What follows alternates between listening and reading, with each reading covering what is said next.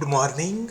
Today we will discuss the comparison between direct attached storage and SAN, that is storage area network. So in DAS, as we all know, short form of the DAS is direct attached store, and short form of the SAN is storage area network. So in DAS uses sector for backup and recovery, whereas SAN uses block by block copying technique for backup and recovery. So DAS storage device is simple and not complex, whereas SAN storage device is complex than the DAS devices. So direct attached storage is easy to set up and install, whereas storage area network is slightly difficult to install and set up. So DAS, its cost is low as compared to the SAN, whereas the cost of this storage devices, that is SAN, is higher than the direct attached storage devices.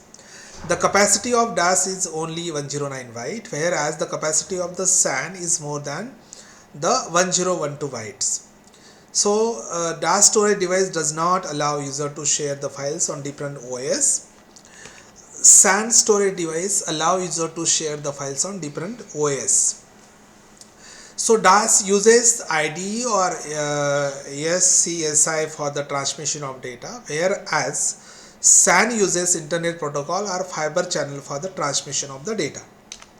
So now we'll discuss data storage management.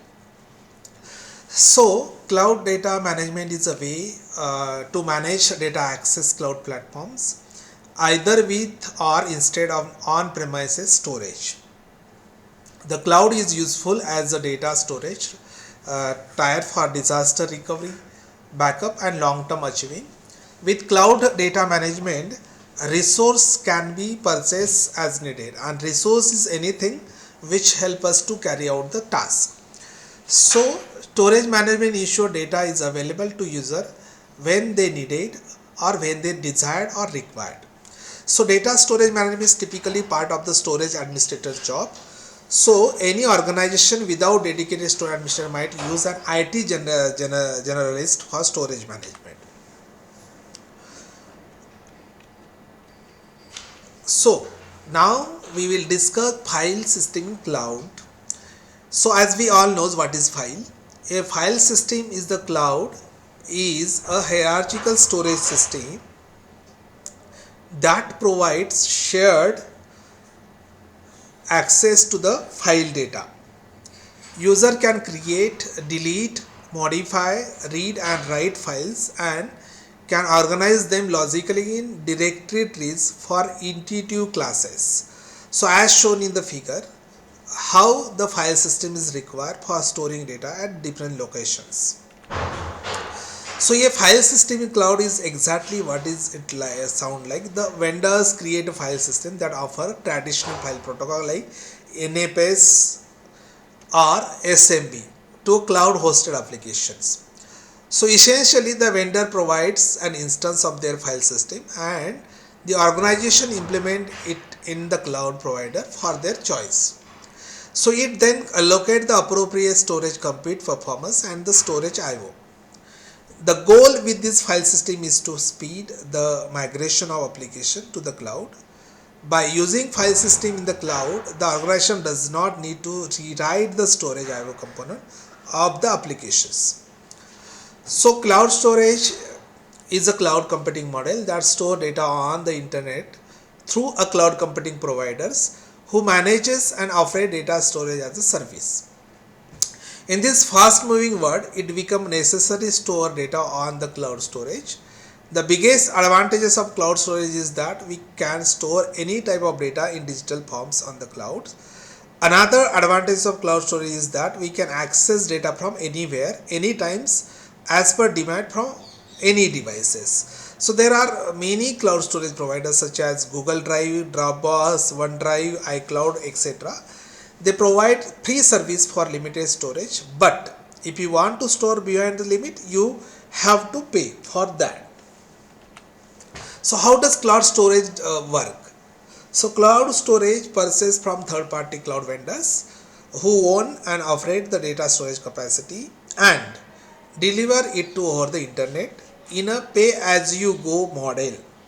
So these cloud storage vendors manage capacity, security and durability to make data accessible to your application all around the world.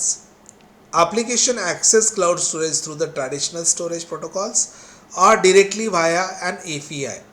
Many vendors offer complimentary service designed to help collect, manage, secure and analyze the data at massive scale.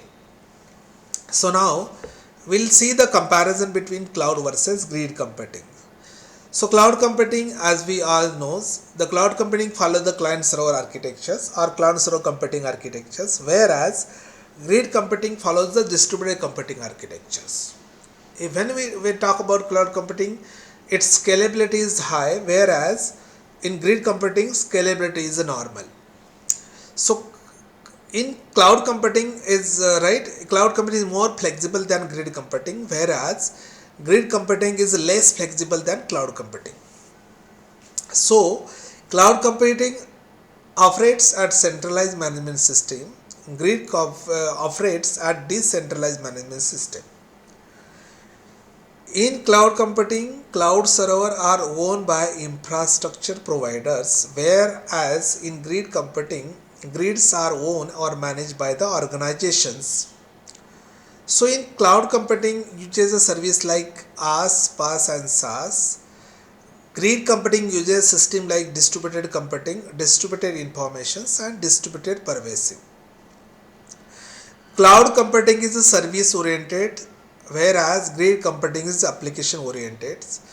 So in cloud computing, it is accessible through the standard web protocol, whereas it is accessible through the grid middleware. So now we will discuss the cloud storage. So cloud storage is a data deposit model in which digital information such as document, photos, videos and other forms of media are stored on virtual or cloud server hosted by third party. So it allows you to transfer data on an offsite storage system and access them whenever needed. Cloud storage is a cloud computing model that allows user to save important data or media file on remote or third party server. So user can access the server at any time over the internet, also known as utility storage. Cloud storage is maintained and operated by cloud service providers. So in next lecture we will discuss how cloud storage work. So